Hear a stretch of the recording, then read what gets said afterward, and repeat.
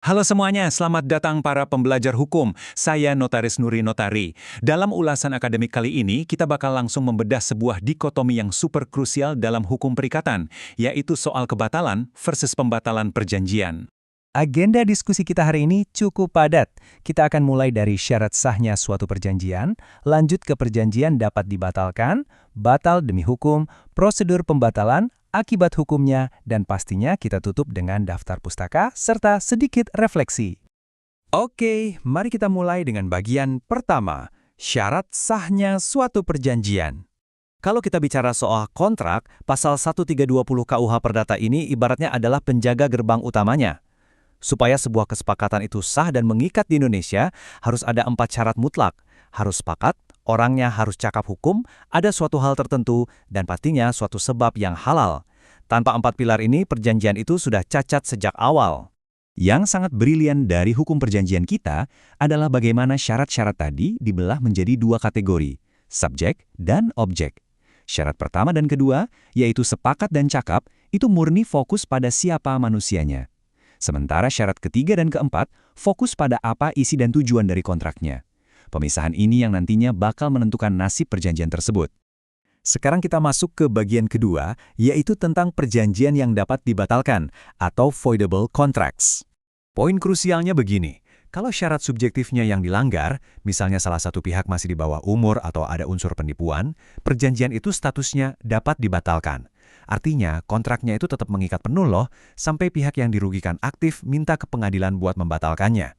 Beda cerita kalau yang dilanggar syarat objektifnya. Kalau itu, hukum menganggap perjanjiannya sudah mati sejak awal. Pakar hukum terkemuka kita, Profesor Maryam Darus Badrul Zaman, menekankan hal ini. Hak untuk membatalkan perjanjian yang voidable ini sebenarnya adalah semacam perisai perlindungan spesifik dari undang-undang. Ini dijamin buat mereka yang mungkin tidak cakap bertindak atau yang setuju karena dipaksa dan ditipu. Hukum memberi mereka jalan keluar. Kita lanjut ke bagian ketiga. Mari bahas kebalikan ekstrimnya, batal demi hukum atau null and void. Bayangkan sebuah kesepakatan di mana objeknya sama sekali nggak jelas atau malah menyangkut transaksi barang terlarang. Di titik ini, hukum secara otomatis menghapus eksistensi kontrak tersebut. Nggak perlu nunggu putusan hakim, kontrak itu batal dengan sendirinya. Akibatnya, ya para pihak sama sekali nggak punya dasar hukum buat saling menuntut. Sarjana hukum hebat, Herlin Budiono, selalu mengingatkan kita, syarat objektif itu ada tujuannya, yaitu melindungi ketertiban umum. Makanya, begitu dilanggar, efeknya langsung kebatalan mutlak, tanpa butuh campur tangan hakim. Hukum itu sendiri yang bertindak. Lanjut ke bagian keempat, prosedur pembatalan perjanjian. Teorinya udah paham, tapi gimana praktiknya? Menurut pasal 1446 KUH Perdata, buat Anda yang merasa dirugikan secara subjektif, pada dasarnya ada 2 jalan. Pertama, Anda bisa main agresif. Langsung ajukan gugatan ke pengadilan, minta kontraknya dibatalkan. Atau yang kedua, Anda bisa pasif. Tunggu saja sampai Anda digugat karena dianggap wan prestasi. Nah, di pengadilan baru Anda keluarkan cacat subjektif kontrak itu sebagai perisai pembelaan Anda. Supaya lebih jelas, mari kita lihat jurisprudensi terkini. Dalam kasus pembatalan sepihak karena pandemi COVID-19 yang dianggap force majeure, pengadilan ternyata sangat ketat loh.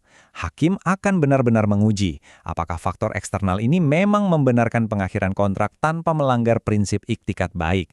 Jadi nggak bisa sembarangan. Kita masuk ke bagian kelima, akibat hukum pembatalan. Apa yang sebenarnya terjadi kalau hakim sudah mengetuk palu? Konsep pentingnya di sini adalah status quo ante. Garis waktu pembatalan itu ibarat tombol rewind. Artinya, hukum secara efektif menyeret kedua belah pihak mundur ke kondisi yang sama persis kayak sebelum kesepakatan cacat itu dibuat. Jadi, apapun yang udah telanjur dikasih atau dibayar, wajib dikembalikan 100%.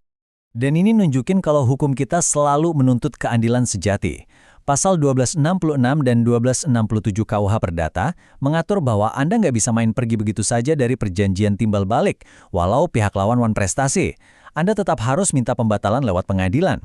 Tujuannya simpel, supaya hakim bisa memverifikasi dan mencegah tindakan sewenang-wenang, menjaga asas kepatutan tetap utuh. Bagian ke-6 dan yang terakhir, daftar pustaka dan refleksi. Saya sangat mendorong teman-teman mahasiswa untuk membaca langsung karya-karya luar biasa dari J. Satrio, Munir Fuadi, Maryam Darus Badrul Zaman, dan pakar hebat lainnya ini. Literatur-literatur inilah yang jadi fondasi dan membentuk doktrin esensial hukum kontrak Indonesia yang baru saja kita diskusikan. Sebelum kita akhiri, saya mau menegaskan kalau ulasan presentasi akademik ini memang dirancang sebagai materi pengajaran dengan akses terbuka. Jadi ini bisa diakses dan dimanfaatkan secara bebas oleh mahasiswa Fakultas Hukum maupun para pembelajar hukum online di mana saja Anda berada sebagai referensi belajar kalian.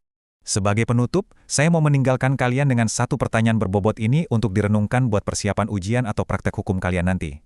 Apakah doktrin ketat, batal demi hukum buat syarat objektif ini murni demi melindungi ketertiban umum? Atau jangan-jangan malah beresiko menciptakan ketidakadilan absolut bagi pihak yang tanpa sadar sebenarnya sudah beritikat baik? Di manakah kita harus menarik garis antara doktrin hukum yang kaku dengan keadilan sejati? Terima kasih banyak sudah bergabung, dan selamat belajar.